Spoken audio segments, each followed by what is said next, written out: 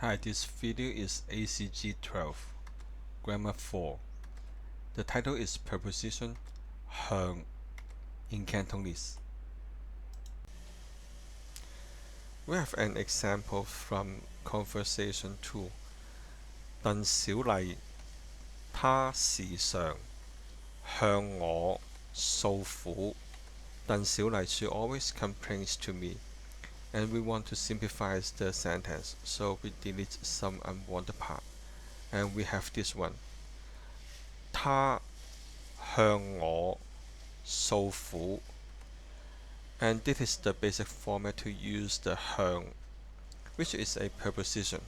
And this format is used to show that someone do something to others.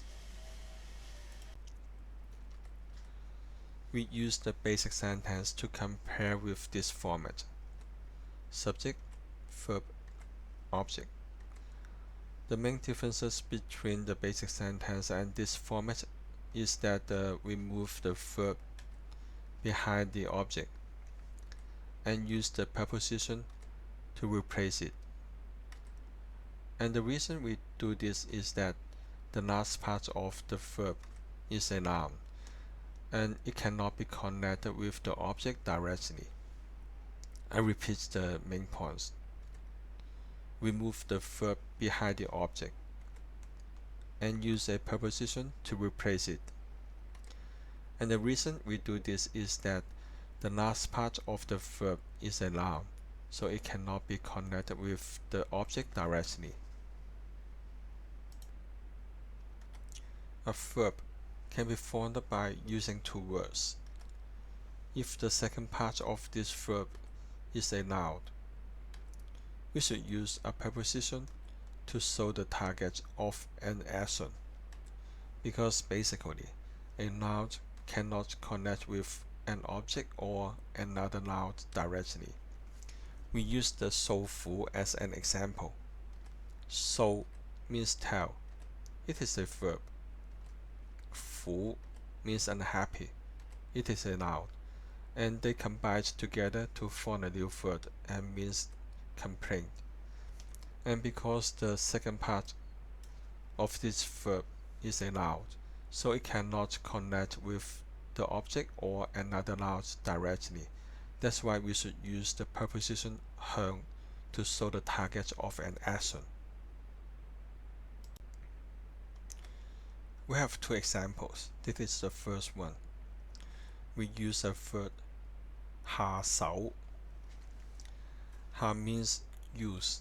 It is a verb. 手 means the hand. It is a noun.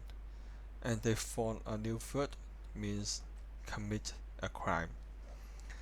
And the second part of this verb is a noun, so it cannot connect with the object directly.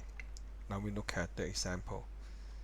小偷向那個老人家下手.